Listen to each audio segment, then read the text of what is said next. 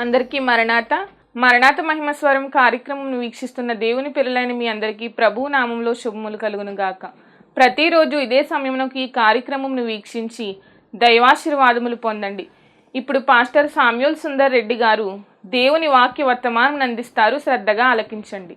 రాహేలు చనిపోయింది. యోసేపు యొక్క చిన్న వయసులోనే తల్లి చనిపోయింది కాబట్టి మరింత ముద్దుగా అలారు ముద్దుగా ఈ యోసేపును యాకోబు పెంచుతూ ఉన్నాడు. ఈ యాకోబు మరి గమనించాలి, తన అన్నలైనటువంటి వారితో ఆడుకుంటూ, అలాగే జిలఫా బిల్హా కుమారుల దగ్గర ఈయన ఆడుకుంటూ మరి పెరిగినట్టుగా మనకు బైబిల్ గ్రంథంలో మనం చూస్తూ ఉన్నాం.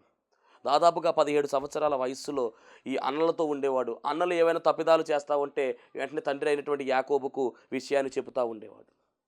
మరి గమనించాలి, ఎక్కువగా యాకోబు ఎక్కువగా యోసేపును ప్రేమించినట్టుగా బైబిల్ గ్రంథంలో రాయబడింది. ఆదికాండం 37వ అధ్యాయము 3-4 వచనాలు చదువుదాం. మరియు యోసేపు ఇశ్రాయేలు వృద్ధాప్యమందు పుట్టిన కుమారుడు గనుక తన కుమారులందరికంటే ఎక్కువగా అతని ప్రేమించి అతని కొరకు విచిత్రమైన నిలువుటంగిని కుట్టించెను. అతని సహోదరులు తమ తండ్రి అతనిని తమ అందరికంటే ఎక్కువగా ప్రేమించుట చూచినప్పుడు వారు అతని మీద పగపట్టి అతనిని క్షేమ సమాచారమైనను అడగలేకపోయిరి. అది పగ మొదలైందండి. పగ ఎందుకు మొదలైంది? ఎవరి మీద మొదలైందంటే అన్నలే మొదలు పెట్టారు పగ. ఎవరి మీద అంటే తమ్ముడైనటువంటి యోసేపు మీద. ఎందుకు అంటే తండ్రి వారికంటే ఎక్కువగా యోసేపుని ప్రేమిస్తున్న ఒక కారణం చేత పగ పెట్టేశారండి. ఈ పగ ఎలా వెళ్తూ ఉందో చూడండి. చాలా భయంకరమైనటువంటి విషయాలు మనకు కనబడుతున్నాయి. పగలా ఆగిపోవట్లేదండి. పగ పెరుగుతూ ఉండదు తర్వాత సందర్భంలో. ఈ యోసేపును మరి దేవుడు హెచ్చించేటటువంటి స్థాయి రాబోతూ ఉంది. యోసేపుకు దేవుడు ఇచ్చిన తలాంతు ఏమిటంటే యోసేపు కలలు కనేవాడు. జరగబోయేటటువంటి భవిష్యత్తు విషయాలు దేవుడు ఆయనకు దర్శన మాదిరిగా చూపించేవాడు. ఒకరోజు యోసేపుకు 2 కలలు వచ్చాయి. ఆ కలల గురించి మరి యోసేపు చెబుతూ ఉన్నాడు. మొదటి కళ 37వ అధ్యాయము 7వ వచనంలో రాయబడింది. అదేమనగా మనము చేనులో పనులు కట్టుచుంటిమి, నా పన లేచి నిలుచుండగా మీ పనులు నా పనను చుట్టుకుని నా పనకు సాష్టాంగపడినని చెప్పాను. మొత్తానికి పనుల గురించి చెప్తున్నాడు. చేలో పనులు కడతా ఉంటేనంట ఆ పనులలో మరి యోసేపు యొక్క పన పైకి లేచి ఉంది. మిగిలినటువంటి పనులు అనగా మిగిలిన 11 పనులు కూడా యోసేపు పనను చుట్టుకుని ఉన్నాయంట. చుట్టుకుని సాష్టాంగపడినట్టుగా అక్కడ చెబుతూ ఉన్నాడు. అంటే దాని అర్థం ఏమిటంటే మరి సహోదరులు అంటున్నారు అక్కడ కింద వచ్చిన 8వ వచనంలో. అందుకు అతని సహోదరులు, నీవు నిశ్చయముగా మమ్మల్ని ఏలేదువా, మా మీద నీవు అధికారి అవుదువా అని అతనితో చెప్పి, ఆ తర్వాత అతని కలను బట్టి అతని మాటలను బట్టి అతని మీద మరింత పగపట్టిరి. పగ మరింత పగగా మారిపోయింది. ముందు పగపట్టారు, ఈ కళ ద్వారా పగ మరింత పగగా మారిపోయింది. దేవునికి మహిమ కలుగునుగాక. అంటే ఈ పన ఏ విధముగా అయితే నిలబడిందో అలా యోసేపు నిలబడి ఉంటే మిగిలినటువంటి పనులు సాష్టాంగ నమస్కారం చేసినట్టుగా 11 పనులు అంటే 11 వారు కూడా ఆయనకు నమస్కారం చేస్తున్నట్టుగా కనబడతా ఉంది.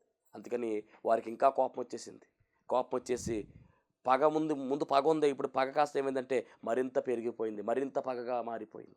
ఆ తర్వాత 2వ కళ వచ్చింది. 2వ కళ గురించి కూడా మరి మనం మాట్లాడుకుంటే అతడు ఇంకొక కళ కని తన సహోదరులకు తెలియజేసి ఇదిగో నేను మరొక కళ కంటిని, అందులో సూర్య చంద్రులను 11 నక్షత్రములను సాష్టాంగపడనని చెప్పాను. అదండి, ఆ సూర్య చంద్రులు అలాగే 11 నక్షత్రాలు కూడా ఈయనకు సాష్టాంగపడ్డాయంట. ఆ సూర్య చంద్రులు ఎవరో కాదు, తల్లిదండ్రులుగా ఉన్నటువంటి యాకోబు అలాగే అతని భార్య. రెండవది ఈ 11 నక్షత్రాలు ఎవరో కాదు, ఈ 11 తమ్ముళ్ళు అన్నయ్యలు. మొత్తానికి ఈ కళ చెబుతూ ఉంటే యాకోబు గారు విని వెంటనే వచ్చి, ఏంట్రా కళ అసలని, మీ అమ్మ నేను అలాగే మీ అన్నలు నీకు సాష్టాంగపడాలని చెప్పి ఆయన కోప్పడతాడు. కానీ ఇక్కడ అన్నలైతే మట్టికి కోప్పడతాం కాదు కానండి. 37:11 చదువుదాం ఒకసారి. అతని సహోదరులు అతని యందు అసూయపడిరి. అయితే అతని తండ్రి ఆ మాట జ్ఞాపకం ఉంచుకొనెను. ఏమంటే 3 స్టేజ్లు కనపడ్డాయి. ఒకటి పగ పట్టారు, రెండవది పగ మరింత పగగా మారింది, మూడవది అసూయగా మారింది. అసూయ చాలా భయంకరమైనటువంటి పాపం. అసూయ వల్ల చాలా ప్రమాదాలు ఉన్నాయి. అసూయ గురించి బైబిల్ గ్రంథంలో చాలా విషయాలు ఉన్నాయి. అసూయ కలిగినటువంటి వారు దేవుని రాజ్యంలోనికి చేరరన్న మాట కూడా కనపడుతుంది. కాబట్టి జాగ్రత్త. ఒకవేళ పగ ద్వారా మరింత పగ, ఆ మరింత పగ ద్వారా ఏమొచ్చిందంటే అసూయ వచ్చింది. మరి అసూయ అనేటటువంటి లక్షణము ఈ యొక్క సహోదరులు ఎవరి మీద కలిగి ఉన్నారంటే వారి యొక్క సహోదరుడైనటువంటి యోసేపు మీద కలిగి ఉన్నారు. అంటే యోసేపుకు అన్నలు ఎలాగున్నారంటే వ్యతిరేకంగా ఉన్నారు. యోసేపు ఒంటరిగా ఉన్నాడు. యోసేపు ఒంటరి జీవితంలో ఉన్నాడు, ఒంటరిగా ఉన్నాడు. అన్నలు వ్యతిరేకంగా ఉన్నారు. అలాంటి సందర్భము యోసేపు జీవితంలో నడుస్తూ ఉంది. ఒక్కొక్క సందర్భంలో అన్నలందరూ కలిసి మరి ఆ యొక్క గొర్రెలు మేపడానికి వెళతారు. అలా వెళ్ళినటువంటి ఆ సందర్భంలో యోసేపు చిన్నవాడు కదా, యాకోబు యోసేపుని పిలిచి, మీ అన్నలు చాలా దూరం వెళ్ళారు, వాళ్ళ యొక్క సమాచారం, వాళ్ళు ఎలాగున్నారో సమాచారం కావాలి నాకు, కాబట్టి నువ్వు వెళ్ళి ఒకసారి వాళ్ళ దగ్గరికి వెళ్ళి వాళ్ళ యొక్క క్షేమ సమాచారం తెలుసుకురమ్మని పంపించాడు. ఆ మాటలు మనం చూసినట్లయితే ఆదికాండం 37వ అధ్యాయము 18వ వచనంలో కనబడుతున్నాయి. అతడు దగ్గరకు రాకమునుపు ఒకసారి పైకి వెళ్ళినట్లయితే 13వ వచనం. అప్పుడు ఇశ్రాయేలు యోసేపును చూచి, నీ సహోదరులు షెకెములో మందమేపుచున్నారు, నిన్ను వారి యొద్దకు పంపేదను రమ్మన్నప్పుడు అతడు మంచిదని అతనితో చెప్పాను. అది మందమేపుతున్న సరే అక్కడికి వెళ్ళాలని చెప్తే మొత్తం మీద వెళ్ళాడు, బయలుదేరాడండి.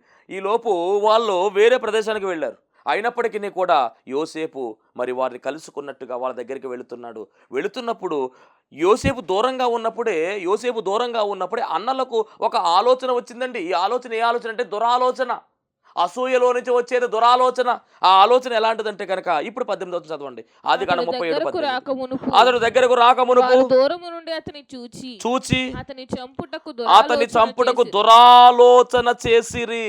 వారు దురాలోచన చేసి చంపేద్దాం అనుకున్నారు. ఆ ఆలోచన ఏమిటి అంటే గనుక ఇదిగో ఈ కలలు కనువాడు వచ్చుచున్నాడు, వీని చంపి ఇక్కడనున్న ఒక గుంటలో పారవేసి దుష్టమృగము వీని తినివేసనని చెప్పుదము. అది మొత్తానికి ఆ కళ్ళకనేవుడు వస్తున్నాడు రా అని చంపేద్దాం, ఇంకా చంపి ఈ గుంటలో వేసేద్దాము అని చెప్పేసి అనుకున్నారండి. అలా అనుకున్నప్పుడు అండి అక్కడ రూబేన్ ఉన్నాడు పెద్దన్న.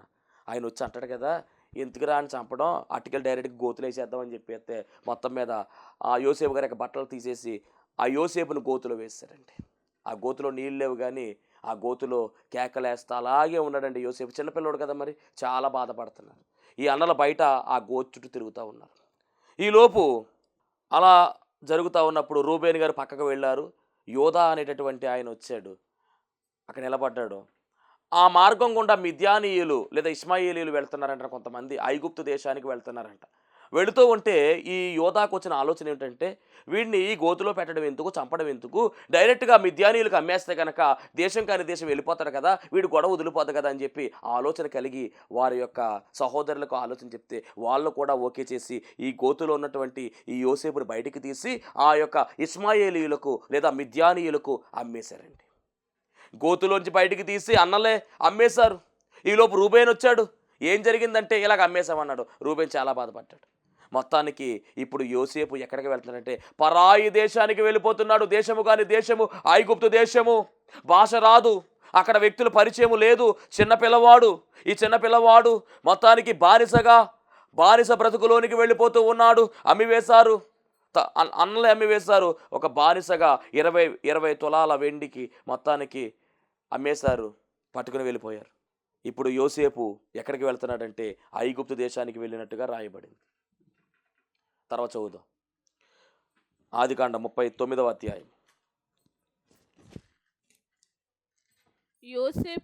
యోసేపును ఐగుప్తుకు తీసుకుని వచ్చినప్పుడు ఫరో యొక్క ఉద్యోగస్తుడును రాజ సంరక్షక సేనాధిపతియునైన పోతీఫరును ఒక ఐగుప్తీయుడు అక్కడికి అతను తీసుకుని వచ్చిన ఇష్మాయేలీయుల యొద్ద అతన్ని కొనెను. అదండి, అన్నలేమో ఈ ఇష్మాయేలీయులకు అమ్మేశారు. లేదా మిద్యానీలకు అమ్మేశారు. ఇప్పుడు వీళ్ళు ఏంటంటే కనుక ఐగుప్తుకు వచ్చిన తర్వాత ఐగుప్తు రాజుగారు ఫరో గారు ఉన్నారు కదా, ఆ ఫరో గారి యొక్క సేనాధిపతిగా ఉన్నటువంటి ఉద్యోగస్తుడుగా ఉన్నటువంటి పోతీఫర్ అనేటువంటి ఒక వ్యక్తి ఇంటికి వచ్చి అతనికి ఈ యోసేపును అమ్మేశారు.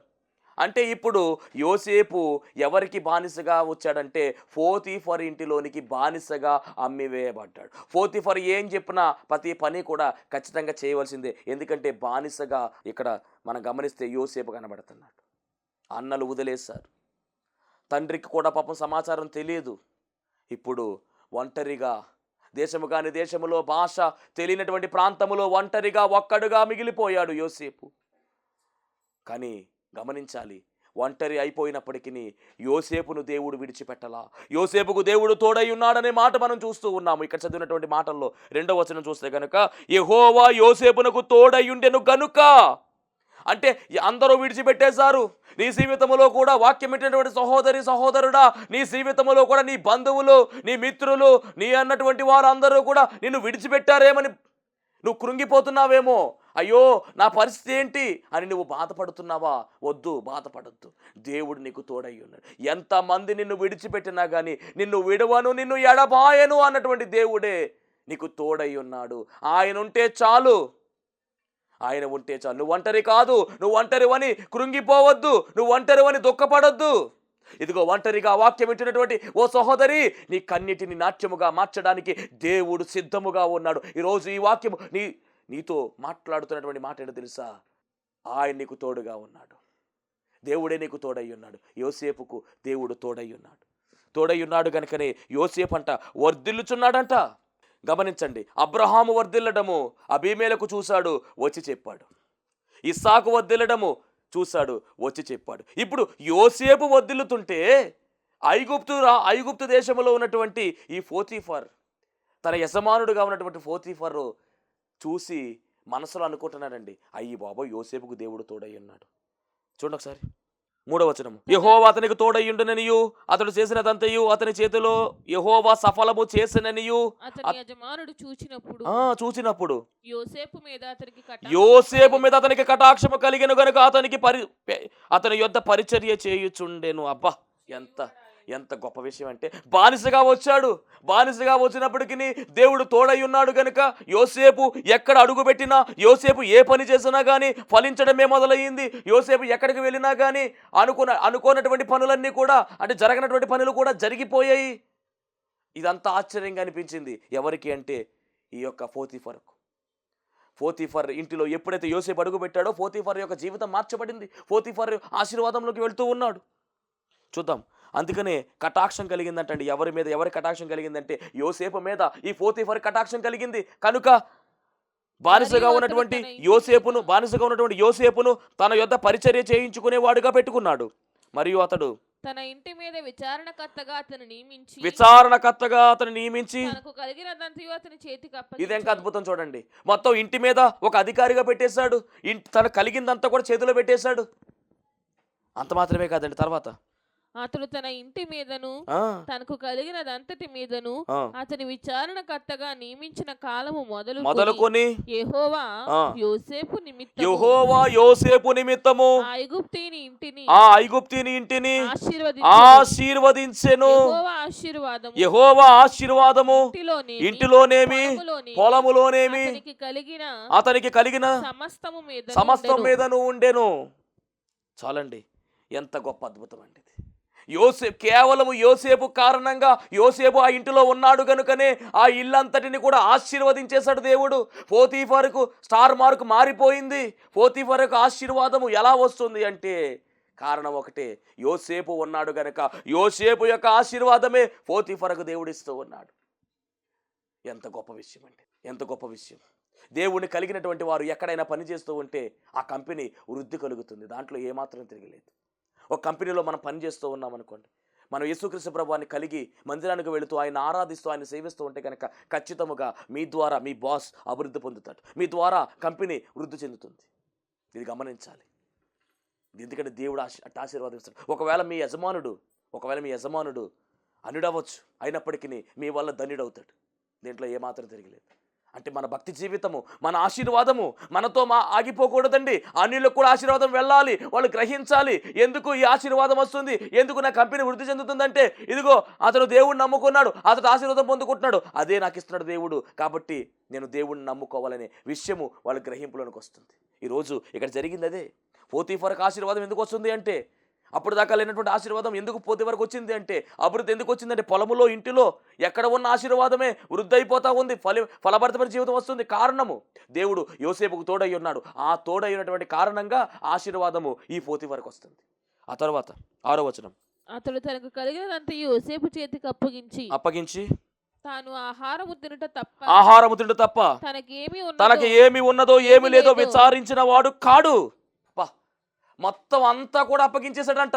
ఏమి ఉందో ఏమీ లేదో, ఇంకా ఏది విచారణ ఏమీ లేదు, తినడము ఉండడం తప్ప ఇక ఇంటిని కూడా విడిచిపెట్టాడు. అంటే మొత్తం అంతా బాధ్యత అంతా కూడా ఎవరికి అప్పచెప్పాడంటే యోసేపుకి అప్పచెప్పేశాడు. అన్నలు విడిచిపెట్టారు, అన్నలు ఒంటరిగా పంపించేశారు. ఒక ఆస్తి కానీ ఏమీ లేనివాడిగా బయటకు వచ్చాడు. కానీ దేవుడే ఆశీర్వదించి, యెహోవా ఆశీర్వాదము ఐశ్వర్యం ఇచ్చును, అధికారం ఇచ్చాడు, ఐశ్వర్యం ఇచ్చాడు, ఆదరణ ఇచ్చాడు, ఆనందం ఇచ్చాడు. ఒక అధికారి పదవిలో ఇల్లంతటి మీద నమ్మకస్తుడుగా, ఇల్లంతటి మీద అధికారిగా, ఆయన కింద అనేక మంది పనివారిని కూడా దేవుడు ఏర్పాటు చేసి ఈరోజు యోసేపును దేవుడు నిలవబెట్టాడు. కారణం ఏమిటి అంటే, యోసేపు ఒంటరిగా ఉన్నప్పటికీ కారణం ఏమిటంటే దేవుడు తోడై ఉన్నాడు, దేవుడు ఆశీర్వదిస్తూ ఉన్నాడు. ఒకవేళ నీ జీవితంలో కూడా నువ్వు ఒంటరి అని చింతిస్తున్నావేమో, వద్దు, నీ చింత యావత్తు ఆయన మీదవే. దేవుడు నీకు తోడై ఉన్నాడు. దేవునికి మహిమ కలుగునుగాక. అలాగే మనం గమనించినట్లయితే కనుక మరి యోసేపు జీవితంలోనికి మనం వెళితే ఎంత బాగా సాఫీగా జరిగిపోతుందండి. దీవెనలతో వెళ్ళిపోతుంది, అధికారిగా వెళ్ళిపోతాడు. ఈలోపు దేవుని కార్యాలు జరుగుతూ ఉంటే సాతాను కూడా వాడి కార్యం జరిగించడానికి సిద్ధమవుతాడు. ఇది కూడా మనం గమనించాలి. మన జీవితం చాలా అభివృద్ధిలో ఉంది, చాలా బాగుంది అనుకునే సమయానికే ఏదో నుంచి సాతానుగాడు కూడా వాడి ప్రయత్నం చేస్తాడు. ఇక్కడ యోసేపు జీవితం సాఫీగా వెళ్ళిపోతుంటే అప్పుడు ఎంటర్ అయిందండి పోతీఫర్ యొక్క భార్య. యోసేపు ఎలాంటి వాడంటే చాలా సుందరుడంట, రూపవంతుడును సుందరుడనై ఉండెను. అటు తరువాత అతని యజమానుని భార్య యోసేపు మీద కన్ను వేసి తనతో సైనించమని చెప్పాను. మొత్తం మీద కన్ను వేసింది, సైనించమని చెప్పింది, బలవంతము చేసింది, ఇబ్బంది పెట్టింది. కానీ ఎన్నిసార్లు ఇబ్బంది పెట్టినా యోసేపు అయితే మట్టికి ఎక్కడా కూడా ఆయన రాజీ పడలేదు, ఎక్కడా కూడా ఆమెను తప్పుడు ఉద్దేశంతో చూడలేదు. ఎందుకంటే అవకాశం ఇచ్చింది. యజమానురాలే తప్పు చేద్దాము రమ్మని పిలుస్తూ ఉంది, యవన ప్రాయములో ఉన్నాడు. అయినా కానీ దేవుడి మీద నమ్మకము, దేవుడు యోసేపుకు తోడై ఉన్నాడంటే, దేవుడంటే యోసేపుకు ఎంత నమ్మికో గమనించాలి. ఆ నమ్మిక అనే మాట ఎక్కడ కనబడుతుందో చూద్దాం ఒకసారి. 39:9. ఎంత బలవంతం చేస్తానా గానీ అప్పుడు యోసేపు అన్న మాట, నీవు అతని భార్యవైనందున నిన్ను తప్ప మరి దేనిని నాకు అప్పగింపక ఉండలేదు. కాబట్టి నేనెట్లు ఇంత ఘోరమైన దుష్కార్యము చేసి దేవునికి విరోధముగా కట్టుకొందునని తన యజమానుని భార్యతో అనును. ఎంత అద్భుతమైన మాట మాట్లాడాడండి. నేను దేవునికి విరోధముగా పాపము చేసేదన్నా అంటూ ఉన్నాడు. అంటే పాపము అనేటటువంటి మాట ఇక్కడ కనబడుతుంది, చూసారా? అప్పటికి ధర్మశాస్త్రం లేదు, ఇంకా ధర్మశాస్త్రం రాలేదు. వ్యభిచారం అనేటువంటి పాపం ఉంది, అది కూడా యోసేపు గ్రహించాడు. దేవుడు ఊరుకోడన్న విషయం తెలిసింది. అందుకని అంటున్నాడు కదా, విరోధముగా పాపము చేయడం. కాబట్టి నేనెట్లు ఇంత ఘోరమైన దుష్కార్యము చేసి దేవునికి విరోధముగా పాపము కట్టుకొందునని తన యజమానుని భార్యతో చెబుతూ ఉన్నాడు. ఇలాంటి పాపం నేను చెయ్యను, ఇలాంటి తప్పు నేను చెయ్యను. ధర్మశాస్త్రము లేనప్పుడే, ధర్మశాస్త్రం ఇంకా నువ్వు బయలుపరచబడినప్పుడే యోసేపు దేవుడి గురించి ఆలోచన చేస్తున్నాడండి. 4 గోళ్ల మధ్యగా తప్పు జరిగిపోయినా పర్వాలేదు, ఎవరు చూడట్లేదేమో, ఎవరు చూడరు కదా, ఎవరు చూడలేదులే అని వెళ్ళిపోయారు చాలామంది ఉన్నారు. ఎవరు చూసినా చూడకపోయినా దేవుడు చూస్తున్నాడు, జాగ్రత్త. రేపు లెక్క ఎవరికో అప్పచెప్పవలసింది కాదు, దేవునికే లెక్క అప్పచెప్పాలి. నీ జీవితము ఏ విధముగా ఉందో, నీ బ్రతుకు ఏ విధముగా ఉందో, నీవు ఏ విధముగా నడిచావో, ఏ విధముగా ఉన్నావో, ఏ విధముగా వెళ్ళావో, ఇవన్నీ కూడా దేవుడు లెక్కలేస్తున్నాడు. ఆ లెక్కలు అప్పచెప్పవలసినటువంటి సమయం రానయ్యున్నది. ప్రతి ఒక్కరు కూడా ఆయన న్యాయపీఠం ముందు ప్రత్యక్షం అవ్వాలి. ప్రతి ఒక్కరికి కూడా ఆయన లెక్క అడుగుతాడు. కాబట్టి జాగ్రత్త, నీ బ్రతుకు జాగ్రత్త. నీ జీవితము జాగ్రత్తగా చూసుకోవాలి. యవన కాలములో ఉన్న యవన ప్రాయములో ఉన్నటువంటి సహోదరులారా, యవనేచ్ఛల నుండి పారిపోమని లేఖనము సెలవిస్తూ ఉంది. ఈ యోసేపు అంటున్న మాట, దేవునికి విరోధముగా నేను పాపము చేయను, దేవునికి విరోధముగా నేను పాపము చేయను, ఎందుకంటే దేవుడు నాకు తోడై ఉన్నాడు. ఎంత గొప్ప మాట! అందుకే దేవుడు తోడై ఉన్నాడండి. ఇప్పుడు ఈ మాటలన్నీ అయిన తరువాత పోతీఫర్ భార్య బలవంతం చేస్తే ఆమెను తోసివేసి ముందుకు వెళ్ళిపోయినట్టుగా, అక్కడి నుంచి పారిపోయినట్టుగా రాయబడింది 12వ వచనం. అప్పుడు ఆమె అతని వస్త్రము పట్టుకుని తనతో శయనింపమని చెప్పగా అతడు తన వస్త్రమును ఆమె చేతిలో విడిచిపెట్టి తప్పించుకుని బయటకు పారిపోయెను. అవును, ఇలాంటి విషయంలో పారిపోవాలి. ఈ మాట పౌలు గారు స్పష్టంగా రాశారు. 2 తిమోతి పత్రిక, అపోస్తలుడైన పౌలు తిమోతికి రాసిన పత్రిక 2వ అధ్యాయము 22వ వచనం. నీవు యవ్వనేచ్ఛల నుండి పారిపోము, పవిత్ర హృదయులై ప్రభువునకు ప్రార్థన చేయవారితో కూడా నీతిని విశ్వాసం. చాలండి, యవ్వనేచ్ఛల నుంచి పారిపోవాలి. ఇక్కడ పెట్టినటువంటి ఏచ్ఛ నుంచి ఈయన పారిపోయాడు. అందుకని యోసేపు ఎలా ఉన్నాడంటే పరిశుద్ధుడిగా కనబడతాడు, దేవుడు తోడుగా ఉన్నాడు. మరి అలా పారిపోతున్న సందర్భంలో ఏం జరిగిందంటే, యోసేపు గారి యొక్క రుమాలు ఏదైతే ఉందో అది ఆమె చేతిలోకి వెళ్ళిపోయింది. వెంటనే ఆమె ప్లాన్ మార్చేసింది, అరిచింది, కేకలు వేసింది. యోసేపు నన్ను బలవంతం చేస్తున్నాడని చెప్పేసినటువంటి ఒక కొత్త వార్త అక్కడ పుట్టించింది. వెంటనే ఆవేశంతో అక్కడ ఉన్నటువంటి వారందరూ యోసేపును పట్టుకున్నారు. ఆ తరువాత అక్కడతో ఆగిపోలేదు. యోసేపు యొక్క మరి ఆ యొక్క గురువు గారుగా ఉన్నటువంటి ఆ యొక్క సేనాధిపతిగా ఉన్నటువంటి పోతీఫర్ వచ్చి యోసేపును పట్టుకుని ఏమీ అడగకుండా జైల్లో వేయించేశాడు. ఇప్పుడు యోసేపు ఎక్కడికి వెళ్ళిపోయాడంటే జైలుకు వెళ్ళిపోయాడు. యోసేపు జీవితము జైల్లోకి వెళ్ళిపోయింది. అయినా దేవుడు ఆయన విడిచిపెట్టాడా అంటే విడిచిపెట్టలేదు. చదువుదో మాట, యోసేపుకు దేవుడు తోడై ఉన్నాడు. జైల్లోకి వెళ్ళిపోయినా కానీ అక్కడ కూడా దేవుని కాపుదల అతనికి ఉన్నట్టుగా మనం చూస్తూ ఉన్నాం. అది కాడ 39వ అధ్యాయము 21వ వచనం. అయితే యెహోవా యోసేపునకు తోడై ఉండి అతని యందు కనికరపడి అతని మీద ఆ చెరసాల యొక్క అధిపతికి కటాక్షము కలిగినట్టు చేసెను. ఎందుకు అంటే యోసేపుకు దేవుడు తోడై ఉన్నాడు, కటాక్షం కలిగిన తర్వాత ఆయన ఏమంటాడో చదువుదాం. 22వ వచనం. ఆ చెరసాలలో ఉన్న చెరసాల అధిపతి ఆ చెరసాలలో ఉన్న ఖైదీలను అందరినీ యోసేపు చేతికి అప్పగించాను. ఇందాక ఇల్లంతటిని అప్పగించినట్టుగా ఇక్కడ మొత్తం చెరసాలలో ఉన్నటువంటి ఖైదీలందరూ అప్పగించాను. అక్కడ ఏమి చేసేవో అదంతయు అతడే చేయించువాడు. యెహోవా అతనికి తోడై ఉండెను గనుక ఆ చెరసాల అధిపతి అతని చేతికి అప్పగింపబడిన దేని గూర్చి విచారణ చేయకుండెను. అతడు చేయనది యావత్తు యెహోవా సఫలమగునట్లు చేశాడు. అదండి, మొత్తం మీద తోడై ఉన్నాడు కాబట్టి అధికారిగా మారిపోయాడు. తోడై ఉన్నాడు కాబట్టి యోసేపు ఏం చేసినా కానీ మరి సఫలం అవుతా ఉందంట. అంటే దేవుడు తోడై ఉంటే ఎంత విజయమో గమనించారా? ఇప్పుడు చెరసాల్లోకి వెళ్ళిపోయాడండి, అక్కడితో విడిచిపెడతాడా? ఒకనొక సమయం వస్తుందండి. ఆ సమయం వచ్చినప్పుడు మరి రాజుగారు ఫరో గారు కలకంటాడు. ఆ కలకనేటటువంటి భావాన్ని చెప్పేటటువంటి వారు ఎవరో ఉండరు. కల భావాన్ని చెప్పేది ఎవరు అంటే యోసేపు ఒకటే చెప్పగలట విషయము. మరి రాజుగారికి తెలుస్తుంది. వెంటనే ఆ జైల్లో నుంచి రాజుగారే అతన్ని విడుదల చేయిస్తాడు. ఇప్పుడు రాజుగారి దగ్గరకు వచ్చి నిలబడతాడు. రాజుగారికి అన్నటువంటి కల భావాన్ని చెప్తాడు, దాని అర్థాన్ని చెప్తాడు. చెబుతూ అంటాడు కదా, ఇదిగో రాజా, ఒక ఆలోచన కలిగినటువంటి ఒక వ్యక్తిని దీనికి నియమించు. కాబట్టి మీ దేశమంతా కూడా అలా చేస్తే మీ దేశమంతా కూడా కరువు నుంచి తప్పించబడుతుందని చెప్పి సలహా ఇస్తాడు. ఎందుకంటే 7 సంవత్సరాల భయంకరమైన కరువు ఉంది అని చెప్తాడు. అప్పుడు ఈ రాజు అంటున్నాడు కదా, 41:38 ఆదికాండం 41:38.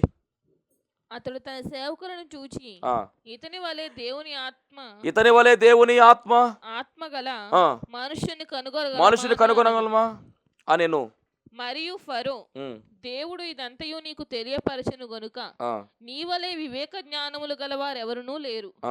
నీవు నా ఇంటికి అధికారివై ఉండవలెను. ప్రజలందరూ నీకు విధేయులైయుందురు. సింహాసన విషయములో మాత్రమే నేను నీకంటే పైవాడనై ఉందునని యోసేపుతో చెప్పెను. ఇది ఎంత గొప్ప భాగ్యం అండి.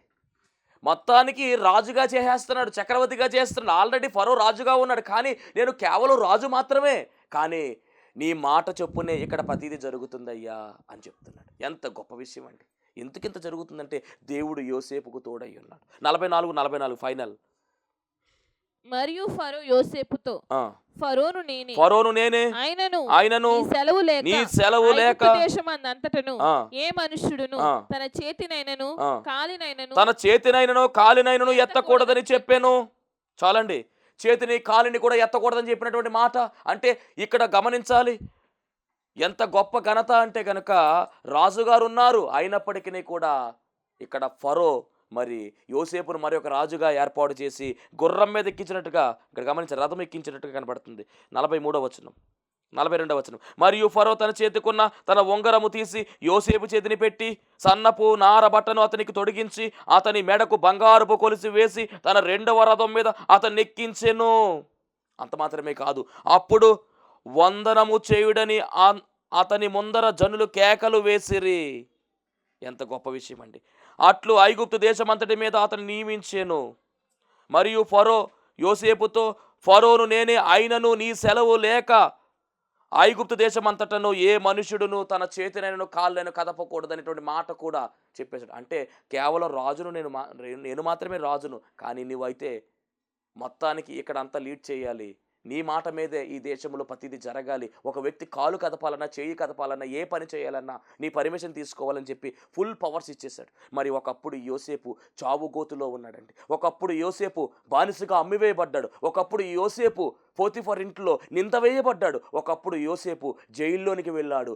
ఇప్పుడు అదే యోసేపు ఐగుప్తు దేశాన్ని శాసించేవాడుగా, ఐగుప్తు దేశాన్ని పాలించేవాడుగా మారిపోయాడు. కారణం ఒక్కటేనండి, యోసేపుకు దేవుడు తోడై ఉన్నాడు. ఎవరు విడిచిపెట్టినా దేవుడు విడిచిపెట్టాల. అందరూ విడిచిపెట్టినా పర్వాలేదు, దేవుడు నిన్ను విడిచిపెట్టే దేవుడు కాడండి. ఖచ్చితంగా దేవుడు మీ జీవితంలో అద్భుతాలు జరిగిస్తాడు, ఆశ్చర్య కార్యాలు జరిగిస్తాడు. ఆయన తోడై ఉంటే విజయమే మనల్ని వరిస్తుంది. అట్టి తోడై ఉండే ధన్యత దేవదేవుడు మీ అందరికీ అనుగ్రహించును గాక. ఆమేన్. మహాపరిశుద్ధుడ, మహిమగల దేవ, ప్రేమ స్వరూపి, దయగల యేసుక్రీస్తు ప్రభువా, నీ ఘనమైన నామానికి వందనాలు, స్తోత్రాలు, స్తుతులు చెల్లించుకుంటున్నాం. ఇదిగో మీరు తోడై ఉంటే వచ్చే విజయం గురించి మీరు మాతో మాట్లాడిన ప్రతి మాటను బట్టి మీకు వందనాలు. అవును ప్రభువా, నీ తోడు లేకపోతే ప్రభువా మేమేమైపోతాము, నీ తోడు లేకపోతే మేమే పాటి వారం ప్రభువా. నీ తోడు ద్వారా ప్రభువా ఇదిగో జరిగినటువంటి నాయన అద్భుతమైనటువంటి చరిత్ర నాయన అబ్రహాము జీవితంలో, ఇస్సాకు జీవితంలో, యాకోబు జీవితంలో, యోసేపు జీవితంలో నాయన మీరు మాకు తెలియచేసిన ప్రతి మాటను బట్టి దేవా నీకు వందనాలు తండ్రి. ఇదిగో మీరు తోడై ఉండి నడిపించిన ఈ బిడ్డలను ఆశీర్వదించమని యేసు నామములో అడుగుచున్నాం పరమ తండ్రి. ఆమేన్. అందరికీ మరణాత. దేవునికి స్తోత్రం. అందరికీ వందన మరణాత తెలియజేస్తున్నాను. మరణాత మహిమస్వరం అనే ఆధ్యాత్మిక కార్యక్రమాన్ని వీక్షిస్తున్న మీ అందరికీ కూడా మరొక పర్యాయము ప్రభు పేర వందన మరణాత తెలియజేస్తూ ఉన్నాను. మరి ఈ కార్యక్రమము ఎంతో ఆశీర్వాదంగా ఉందని, ఈ కార్యక్రమం ద్వారా ఎన్నో మేలు పొందుకున్నామని మరి మీరు అందరూ కూడా ఫోన్ కాల్ చేస్తూ ఉన్నారు. చాలా సంతోషము. ఎన్నో అద్భుత ఆశ్చర్యకార్యాలు దేవాదేవుడు ఈ కార్యక్రమం ద్వారా జరిగిస్తున్నారు. దేవుని నామమునికి మహిమ కలుగునుగాక. మరి మీరు చూస్తున్నటువంటి ఈ యొక్క షెడ్ గురించి గతంలో మీకు చెప్పడం జరిగింది.